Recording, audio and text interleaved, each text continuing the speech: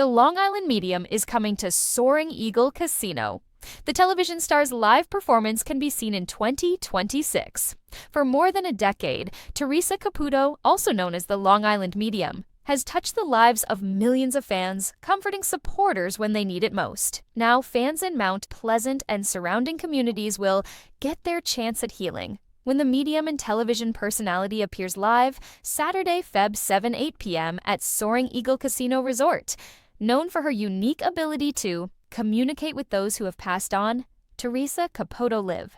The experience brings Theresa face-to-face with her fans as spirit guides her through the audience, and a full-stage video display ensures that everyone in the theater has an up-close experience regardless of seat location.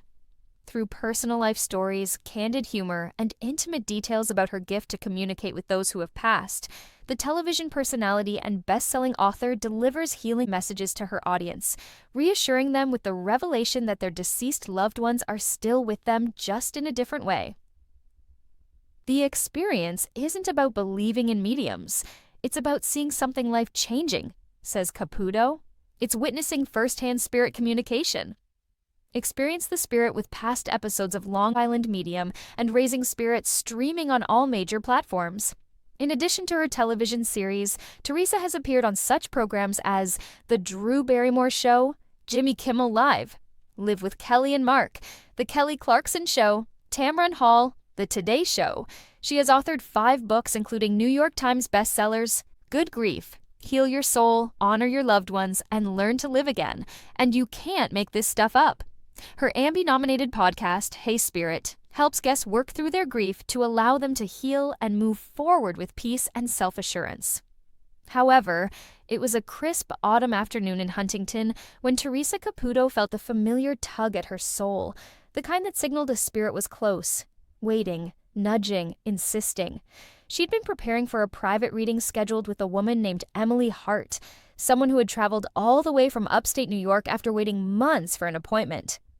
Theresa didn't know much about her, except that Emily was in her mid-30s and had recently lost someone extremely close. But the moment Theresa walked into her reading room that day, a warm space filled with soft lights, white candles, and the quiet hum of peaceful energy, she felt something different, stronger, restless, protective. She whispered to herself, "Okay, whoever you are, you're already here." Emily arrived right on time. Petite, nervous, clutching a worn leather notebook as if it were a life preserver, her eyes were tired, the kind that belonged to someone who'd been living inside her grief for far too long. "Hi, sweetheart," Theresa said warmly, giving her a reassuring hug. "You ready?" Emily nodded, but her voice trembled. I think so." They sat down, and before Theresa could begin her usual explanation, she felt it. A powerful rush of energy behind her, like wings stirring the air. Theresa blinked. "Okay. Wow, that's strong." Emily leaned forward. "Is it someone I know?" Theresa smiled gently. "Honey, this man has been pacing behind me since before you walked in. He's loud, he's eager, and he's showing me something unusual." She paused, squinting at the invisible images forming around her. "He keeps showing me a bird. A big bird.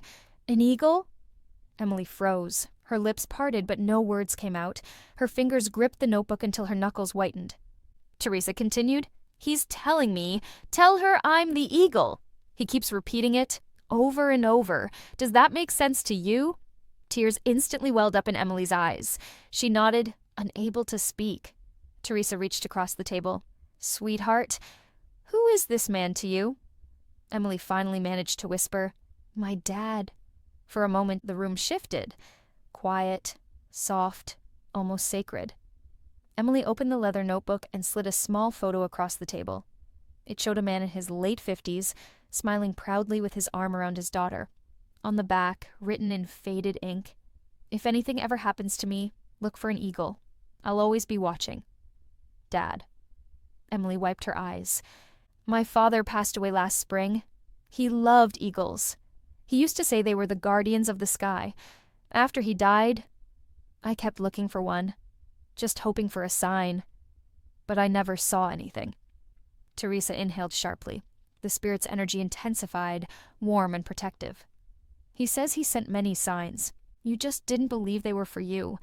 And sweetheart, he says you've been angry at yourself for that. Emily nodded, her voice shaking. I thought maybe he forgot me. The room suddenly felt charged, as if a gust of wind had swept through it. Theresa grabbed her chest. So, oh my God, he just flew right past me, she laughed softly. Not literally, obviously, but that's how the energy feels. He's strong, very strong. Theresa leaned in. He wants you to know you were never forgotten, and he's showing me a moment from very recently, like a few days ago. You were outside crying, and you whispered something. Emily gasped. 2 days ago, I was at the lake. I said, Dad, if you're really here, please give me something, anything. Theresa nodded as if she'd been there. He heard you. And, sweetheart, he's saying he sent the eagle that day. A huge one. He showed me the image perfectly. Emily swallowed. There was one, circling above the lake. I saw it for a second, but I thought it was a coincidence. He says, that was me. Tell her that was me. Emily burst into tears.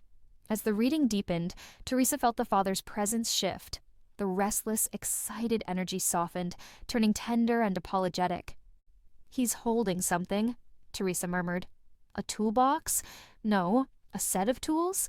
He's saying he was always fixing things, but he couldn't fix himself. Emily covered her mouth. He struggled with depression. He never talked about it.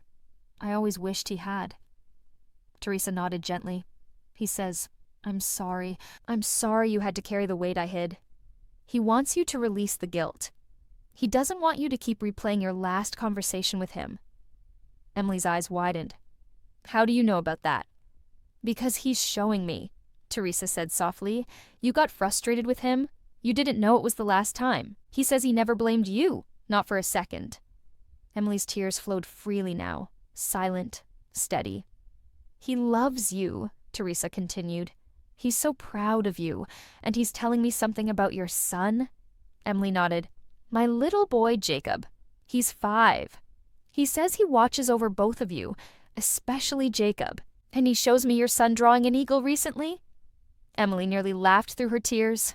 Yes, he drew one yesterday and told me, this bird protects us. I thought he just liked birds. Theresa shook her head. Honey, that was your dad. The spirit's presence shifted again. Now calmer, peaceful. Theresa closed her eyes. He wants to give you one last message, she whispered. He says, live free, like the eagle. Don't clip your own wings. Emily covered her face, sobbing. That's what he always told me when I was scared to make decisions, she said through tears. Don't clip your own wings, Em. He always said that. Theresa laid a comforting hand on hers. He never left you, not for 1 second. For several moments, the room was silent, except for the soft crackling of candles. Finally, Theresa felt the energy lift, light as air, free as wind. He just soared away, she said softly. He's at peace. Emily nodded, holding the notebook to her chest. Thank you. I feel like I can breathe again. Theresa smiled. That's him. He came to give you that. However, the morning sun filtered through the city like golden confetti, bouncing off the glass buildings of Manhattan. Inside the headquarters of Impractical Jokers, chaos had already begun, but the good kind. Sal was pacing, Joe was laughing at his own joke, Q was sipping coffee like he needed it to survive, and Murr was checking his clipboard with theatrical seriousness. Okay, gentlemen, Murr said, clearing his throat. Today's surprise is legendary. I mean, this might be the greatest stunt we've ever pulled. Sal adjusted his hoodie. Is it dangerous? Joe grinned. 2 sisters think they're coming in to film a simple behind-the-scenes tour, but secretly, he paused dramatically, waving his hands. We've brought in the Long Island medium herself. Q smirked. Theresa Caputo is about to blow their minds. Spirits, messages, hair, all of it. Murr nodded. And we're capturing every second. Nora and Lily, 2 sisters from New Jersey, entered the studio with wide eyes. They adored Impractical Jokers. They had watched every episode and had been invited under the pretense of winning a fan experience giveaway. They had no idea a spiritual whirlwind was waiting for them. Nora whispered to Lily, "Oh my god, that's really their headquarters. I'm shaking." Lily laughed nervously. "If we get pranked, I'll actually faint on camera." At that moment, Joe appeared from behind a corner like a cartoon character. "Hey, our winners are here!" The sisters shrieked. Joe laughed, hugging them both. "Welcome, welcome. Today's gonna be fun. No pranks, we promise." Sal coughed loudly. Q snorted. Mur avoided eye contact. The sisters exchanged a suspicious glance, but the thrill of being there washed away the doubt. The Jokers guided them into a studio room, disguised as a sound test area, decorated with random props, fake wigs, plastic bananas, disco lights. The sisters assumed this was part of the comedy. Lily pointed at a unicorn helmet. "Do you guys actually use these?" Sal shrugged. "More often than you'd think." Joe leaned into the camera and whispered loudly, "We don't." Meanwhile, behind a black curtain on the other side of the room, Theresa Caputo was waiting. Full glam, big hair, nails perfect, energy calm but electric. She adjusted her bracelets and said to the producer, "When I walk out, I don't want confetti. I told them no confetti." "No confetti?" the producer assured her. Theresa smirked. "Good, because Spirit already gives me enough surprises." The Jokers asked the sisters to sit on 2 chairs in the center of the room. "We're doing a quick lighting test," Mur explained. Suddenly, the lights dimmed. A soft glow appeared behind the curtain. The room fell silent. Sal whispered dramatically, "Guys, what is happening?" The sisters gasped so loudly that Q's coffee nearly spilled. Nora covered her mouth. Lily began crying before Theresa even spoke. Theresa smiled softly. "Hi, honey. I'm Theresa." Joe whispered to the camera, "Best reveal ever." Theresa stepped closer to the sisters. The entire room grew still. Even the usually chaotic Jokers were quiet, fascinated. "Honey," Theresa said to Nora, "I have to acknowledge a mother figure stepping forward. She's saying she passed suddenly." Nora froze. Tears filled her eyes instantly. "Our mom, she passed 3 years ago. A heart attack." Theresa nodded gently. "Yes, she just said it was fast. Too fast. And you didn't get to say goodbye. She wants you to know she heard everything you said at the hospital afterward." Nora burst into tears. Lily reached over to hold her hand tightly. Turning to Lily, she said, "Your mom keeps showing me a butterfly, over and over again. Have you been seeing butterflies lately?" Lily sobbed. "Every day. I thought I was just imagining it." "No, honey," Theresa said softly. "That's her symbol. She says she's been trying to get your attention. You're not imagining anything." Behind them, Sal's eyes were watery too. "Okay, who's cutting onions in here?" he muttered. Joe nudged him. "Spirits don't cut onions, bro." Theresa took both sisters' hands. "She keeps saying, 'Tell them I'm proud.' Especially if something one of you started recently. A new job, a project." Nora nodded, crying. "I opened a bakery last month. Mom always dreamed of doing that." Theresa smiled warmly. "She's saying, 'Follow it, don't stop.' You're doing exactly what she hoped. And she's also saying she was there on your opening day. She wants you to know she saw everything." Nora let out a sob that seemed to break open years of held emotions. The Jokers silently watched, completely moved. Even Mur, who rarely cried on screen, wiped the corner of his eye. "And Lily, she wants you to know that you're stronger than you think. She says she watches you when you're driving, when you're stressed, and she puts her hand on your shoulder." Lily whispered, "I felt that before." Theresa nodded. "That was her." After a few minutes of heartfelt silence, Joe stepped forward, placing a gentle hand on Nora's shoulder. "Your mom must have been amazing," he said. "She was," both sisters replied in unison. Sal smiled through teary eyes. "Thank you for letting us be here for this. Seriously." Theresa laughed lightly. "I told the guys not to prank anything today. Spirit said it's a serious day." Q whispered, "Spirit saved us from getting yelled at." Mur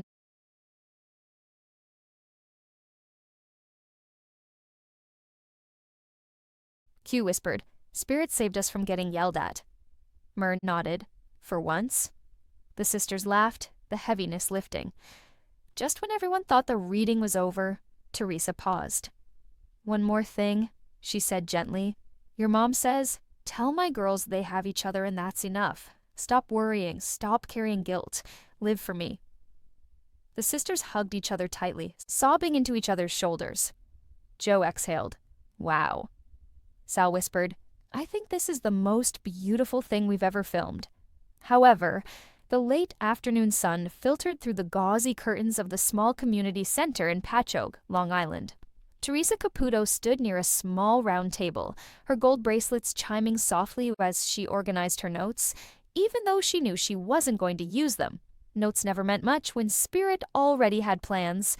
Tonight's group reading was smaller than usual. Only about a dozen people sat in metal folding chairs arranged in a half circle. The atmosphere felt heavier than normal, like a room full of people holding their breath at the same time.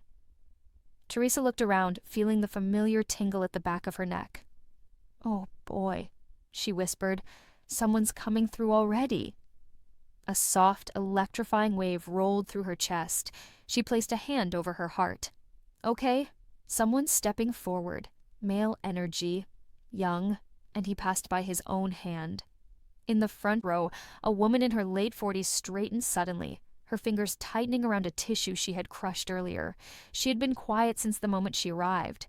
Her eyes were swollen, as if tears had been waiting all day just to fall. Theresa slowly walked toward her. Sweetheart, Theresa said gently, I don't want to make you uncomfortable, but he's coming through real strong, and he keeps saying, Mom, you didn't do anything wrong. The woman choked, her breath catching in her throat. That's my son, Evan. Theresa nodded, feeling the familiar blend of sorrow and peace. He says you still replay the day over and over. You keep asking why you didn't knock on his door sooner, or why you didn't notice the signs.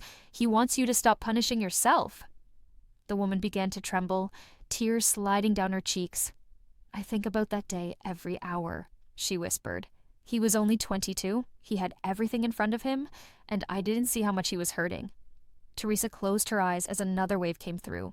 He tells me, Mom, I hid it. I didn't want you to carry it. He shows me a mask, a smile he forced every day. He wants you to know that you were his safe place, his comfort, and nothing you could have done would have changed what he struggled with inside. The woman cried harder now, the tissue damp and useless. But Evan wasn't done. Theresa touched her chest as she felt the spirit lean in closer. He keeps saying, You saved me more times than you know. He says when he was a teenager, when he had panic attacks at night, you sat beside him until he could breathe. He wants you to remember that. Not the day he left, but the years he stayed because of you. The woman's sob turned into a soft, broken laugh. He used to come into my room at midnight and say, Mom, my heart is beating too fast. I'd make him tea and we'd sit on the floor. I didn't think he even remembered that. Theresa smiled gently. He remembers everything. And he's showing me a chalkboard? Something about little drawings? The woman covered her mouth. We had a mini chalkboard in the kitchen. He used to draw little cartoons on it every morning. After he died, I erased it because I couldn't look at it. Theresa leaned forward. He wants you to put it back. Draw something, anything. He wants you to know he sees it. He doesn't want the house to feel empty just because his body isn't there. Another surge hit Theresa, sharp and sudden. He says there was a letter, but it wasn't finished. He didn't want you to blame yourself because the letter didn't say everything he wanted. The woman nodded shakily. They found a note, but it was only 2 sentences.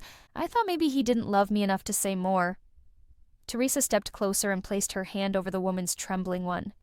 Sweetheart, he's showing me that he stopped writing because he was overwhelmed, not because he lacked love. He says, tell her I didn't leave because of her.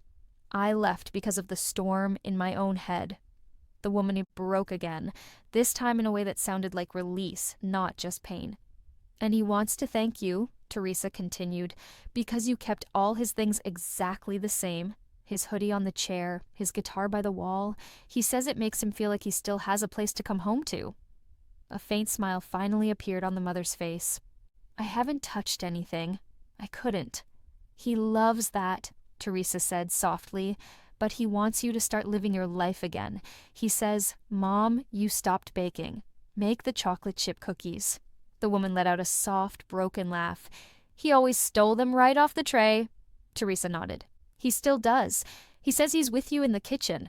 He says you'll feel him when you laugh again, when you talk about him without guilt. The room was silent except for the woman's quiet breaths.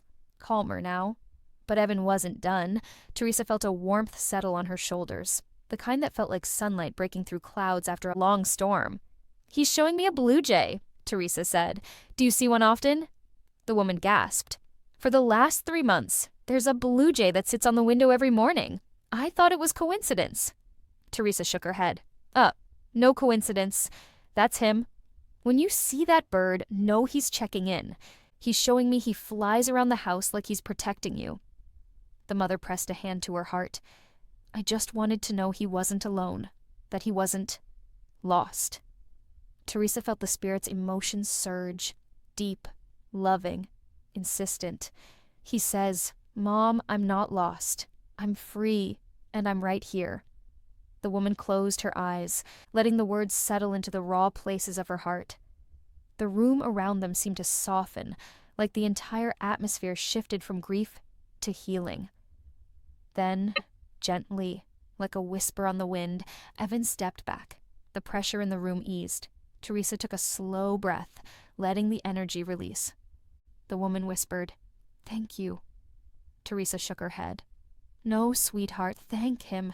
He came through because he loves you and because he wants you to forgive yourself. As the reading concluded, the mother wiped her tears. But for the first time in years, her shoulders relaxed. Her face held not just sadness, but peace. Fragile, but real.